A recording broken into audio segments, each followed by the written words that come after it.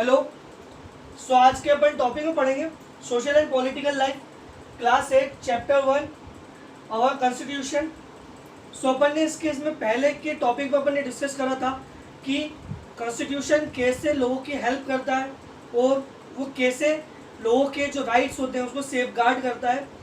सो उसका एक अपन quick revision कर लेते हैं कि अपन ने उसमें क्या पढ़ा था कि अपन जो एक आम आदमी होता है वो एक लीडर चुनता है और वो लीडर जो चुनता है वो उसको उसके हाथ में देश की भागदौड़ देता है। वो उसे कहता है कि बोले आज से देश तुम संभालोगे। तो एक आम आदमी एक लीडर को चुनता है, एक नेता को चुनता है।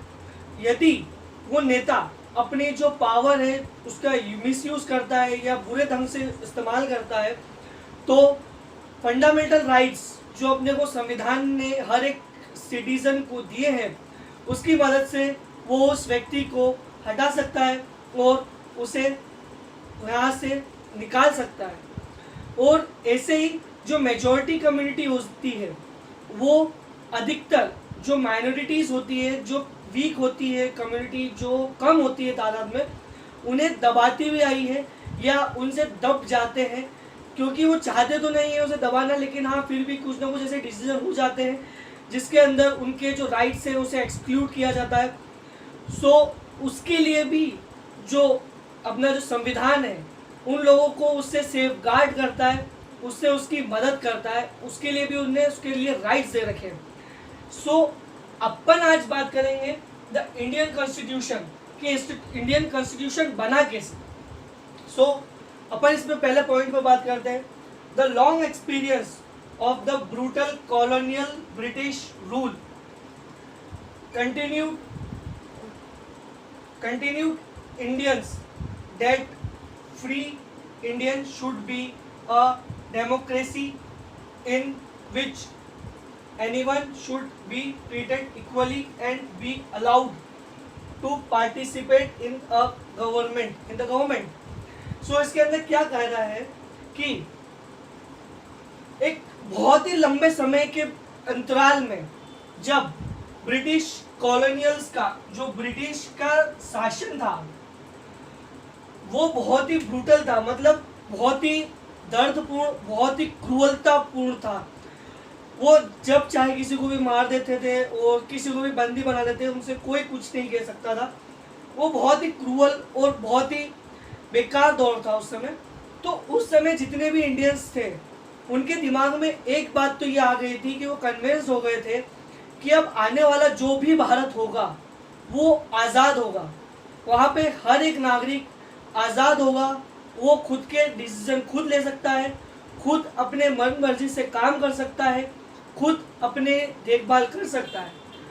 तो उन्होंने यही कहा है कि the brutal colonial British rule convince Indian that the free Indian should be a democracy in which everyone should be treated equally and be allowed to participate in the government। कि जो भी आने वाला जो भारत देश होगा वो आज़ाद होगा, उसके अंदर जितने भी जो लोग होंगे उन्हें इक्वली ट्रीट किया जाएगा, एक समानता का अधिकार दिया जाएगा, मतलब महिलाओं में और पुरुषों में कोई भी डिफरेंस नहीं किया जाएगा और उन्हें अधिकार दिया जाएगा कि वो एक गवर्नमेंट को चुन सके, गवर्नमेंट के अंदर आ सके, गवर्नमेंट की हेल्प कर सके। सो इसी के अंदर क्या हुआ, when India was about to get independence a group of 300 prominent people became member of the constitute. अब इसके अंदर क्या हुआ कि जब भारत देश को आज़ादी मिलने वाली थी, जब इंडिपेंडेंस अपन को भारत देश को मिलने वाली थी, एक ग्रुप था जो प्रोमिनेंट पीपल्स मतलब वो होता है जो अपने ही लेवल पे एक अच्छे लेवल पे होना, एक अच्छी ऊंचाई पे होना, जो अपने जिस भी क्षेत्र में है वहाँ पे एक अच्छी वर्चस्व रखना, उन्हें प्रोमिनेंट कहते हैं। ऐसे 300 लोगों का प्रोमिनेंट, जो 300 लोगों का जो अपना वर्चस्व रखते हैं लोगों में और जो अपने किसी भी क्षेत्र के अंदर, उन 300 लोगों को इकट्ठा किया गया और वो लोग समय समय पे आपस में मिलते जुलते रहते थे और संविधान के कॉन्स्टिट्यूशंस के बारे में डिस्कशन करते थे कि अपने संविधान में ऐसा होना चाहिए, अपने संविधान में ऐसा होना चाहिए। वो अपनी राय विमर्श, विचार विमर्श और ये सब किया करते थे, अपने थॉट्स को एक्सचेंज किया करते थे आपस में, जिससे कि अपना संविधान तैयार हो सके। असेंबली, ये जो असेंबली है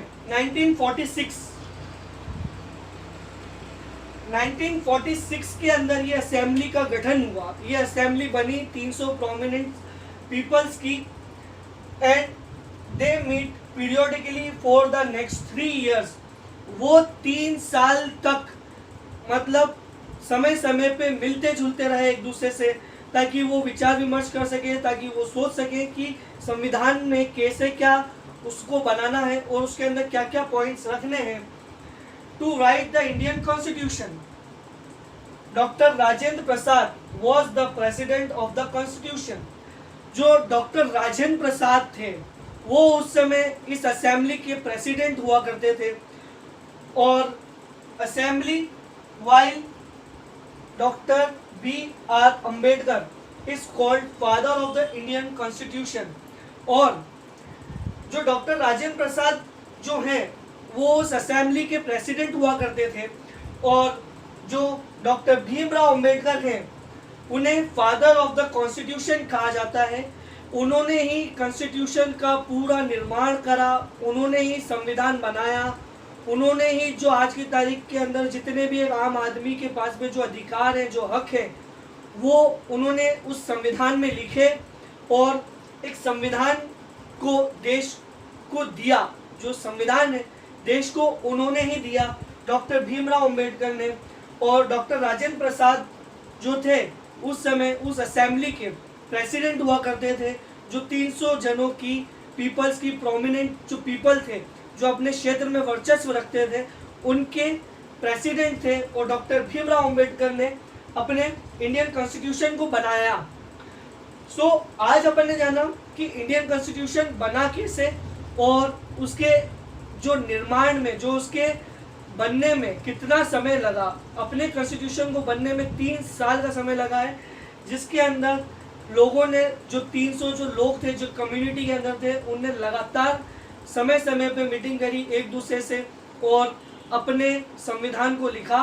और डॉक्टर भीमराव अम्बेडकर जो कि फादर ऑफ द कॉन्स्टिट्यूशन कहते हैं, क्योंकि इन्होंने ही जो मेन जो पॉइंट्स हैं, जो मुद्दे थे, वो संविधान में ऐड करे थे। आज अपन ने जाना इंडिया के कॉन्स्टिट्यूशन के बारे में। अपन इसके आगे के टॉपिक में नेक्स्ट टॉपिक्स के ऊपर डिस्कशन करेंगे। अभी के लिए थैंक यू।